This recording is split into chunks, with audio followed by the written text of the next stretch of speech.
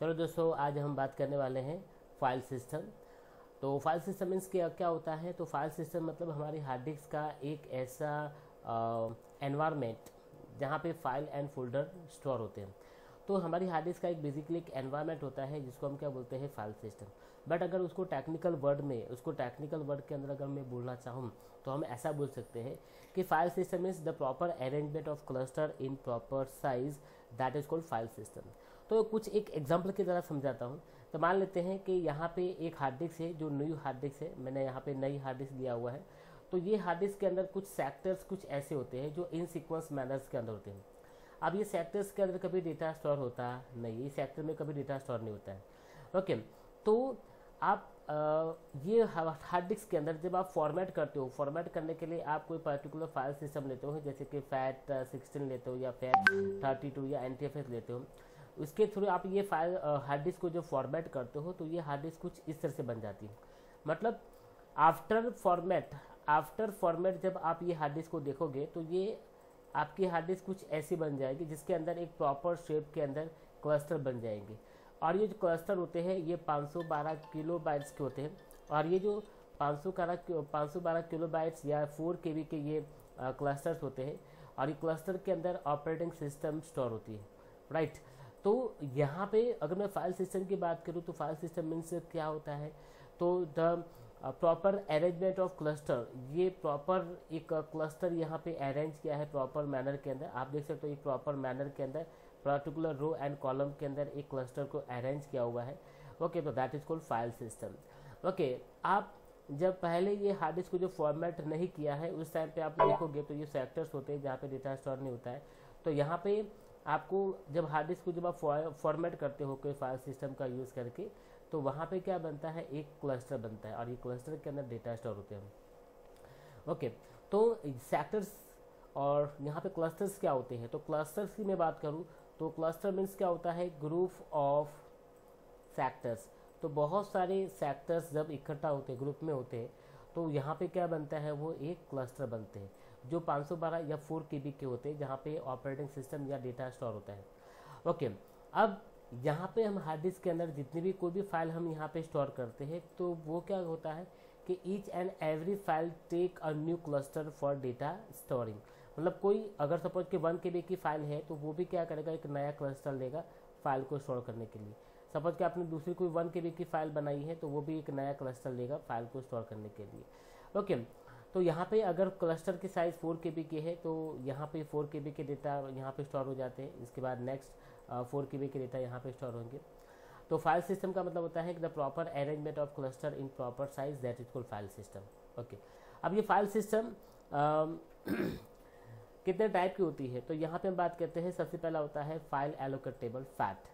तो ये एक फाइल सिस्टम है जो विंडोज़ 98 के अंदर, डॉस के अंदर इसको सबसे पहले यूज़ किया जाता था। ओके, और डॉस ऑपरेटिंग सिस्टम के अंदर अगर ये डॉस ऑपरेटिंग सिस्टम अगर मुझे इंस्टॉल करना है तो उसके अंदर मैं फैट फाइल सिस्टम का यूज़ करता था। ओके, बट ये फैट फाइल सिस्टम निकल गया क्योंकि डॉस ऑपरेटिंग सिस्टम भी मार्केट से निकल गया। ओके, इसके बाद आया फैट 16। फैट 16 मतलब यहाँ पे 16 बिट का एक मेमोरी एड्रेस होता है। मतलब आप जो भी फाइल बनाते हो तो ये फाइल का 16 बिट का एक मेमोरी एड्रेस होता है। मतलब आप ये फाइल को जैसे कि m.txt है तो ये फाइल का नाम आप 16 बिट तक दे सकते हो। ओके, और यहाँ पे ये जो फाइल सिस्टम है, जो मैक्सिमम कैपेसिटी, उसकी कैपेसिटी कितनी है, 2 GB का। मतलब 2 GB के कोई हार्ड डिस्क है तो उसके अंदर आप ये फैट 16 यूज़ कर सकते हो। ओके, मतलब सपोज कि अगर आपके पास 250 GB की हार्ड डिस्क है तो उसके अंदर अगर आप ये फाइल सिस्टम यूज़ करते हो तो आपको ओनली फॉर 2 GB का ही आपको स्पेस मिलेगा, बाकी का स्पेस आपके लिए अनयूज हो जाएगा। तो ये फैट 16 था। फैट 16 डॉस, विंडोज़ 3.x 95 ऐसे ऑपरेटिंग सिस्टम के अंदर इसको यूज़ किया जाता था। इसके बाद फैट 32 आया। तो फैट 32 जो मैक्सिमम 2 TB का एक पार्टीशन साइज सपोर्ट करता है। ओके, तो 2 TB का यहाँ पे पार्टीशन साइज होता है। तो यहाँ पे ये मैक्सिमम कैपेसिटी है, 2 TB का एक पार्टीशन बनता है। और ये Windows 98, 2000 ME, Windows XP, Windows Vista, okay, ऐसी ऑपरेटिंग सिस्टम के अंदर आप उसको यूज़ कर सकते हैं। ओके, अभी इसके बाद एक लेटेस्ट फाइल सिस्टम निकला जिसका नाम था न्यू टेक्नोलॉजी फाइल सिस्टम। तो ये बहुत ही हाई लेवल की सिक्योरिटी प्रोवाइड करता है। ओके, यहाँ पे आप जो भी फाइल स्टोर करते हो तो उसके अंदर आपको एक सिक्योरिटी आपको मिलती है, मतलब आपको कौन कौन सी सर्विस मिलता है। तो यहाँ पे आप जो डेटा यहाँ पे स्टोर करोगे हार्ड डिस्क के अंदर, तो वो डेटा को कॉम्प्रेस आप कर सकते हो, डेटा को कॉम्प्रेस कर सकते हो।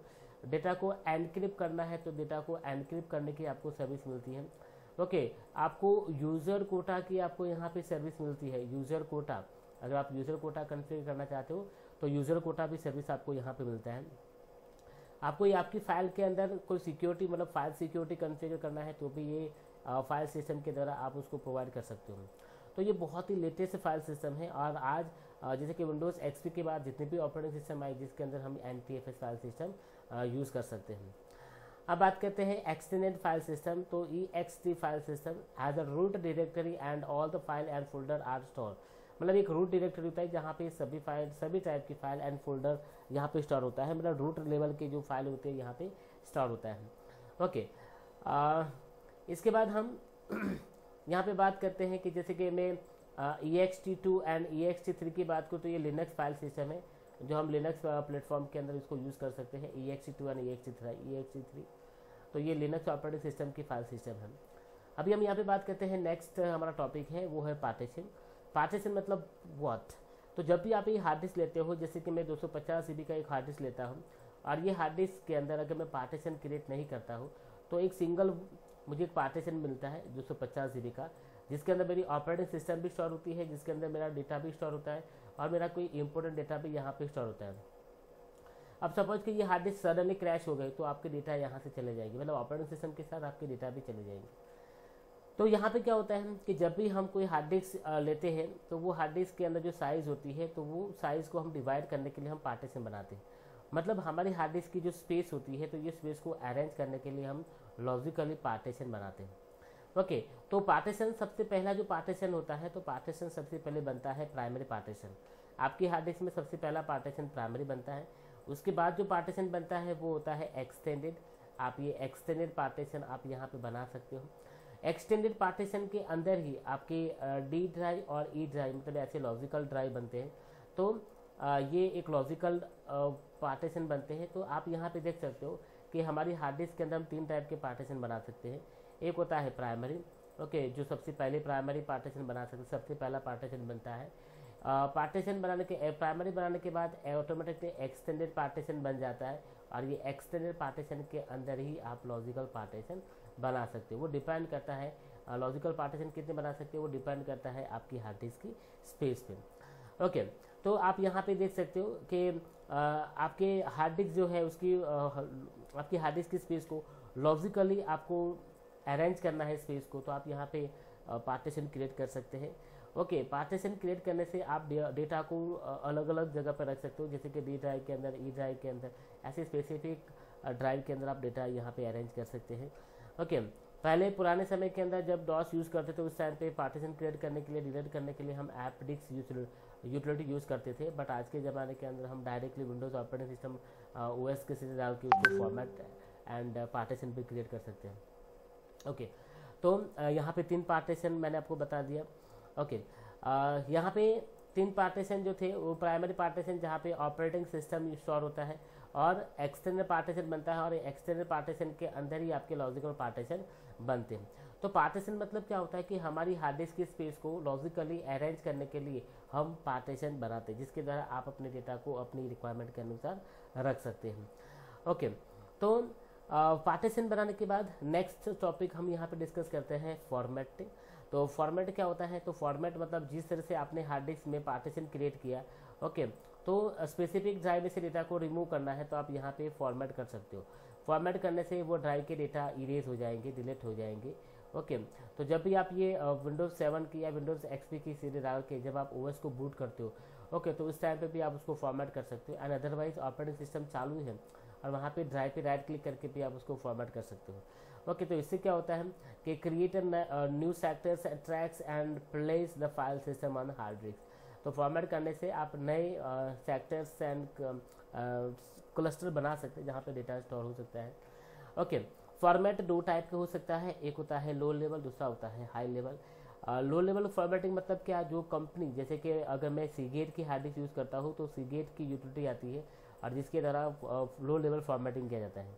लो लेवल फॉर्मेटिंग करने से आपकी हार्ड डिस्क में से डेटा को 99% डेटा वापस आने के चांस ना के बराबर है। 1% ही चांस है कि आपके डेटा यहाँ से वापस आ सकते हैं।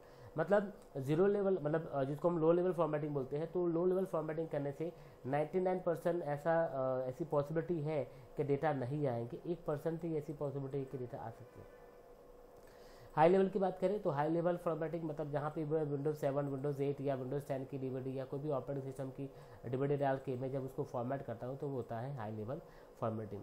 तो आई थिंक आपको ये टॉपिक समझ में आ गया। मैंने आपको हार्ड डिस्क की पार्टीशन बताया, फाइल सिस्टम बताया एंड फॉर्मेट क्या होता है ये बताया, तो आपको समझ में आ गया। तो प्लीज़ ये वीडियो को लाइक शेयर कीजिए। Thank you very much.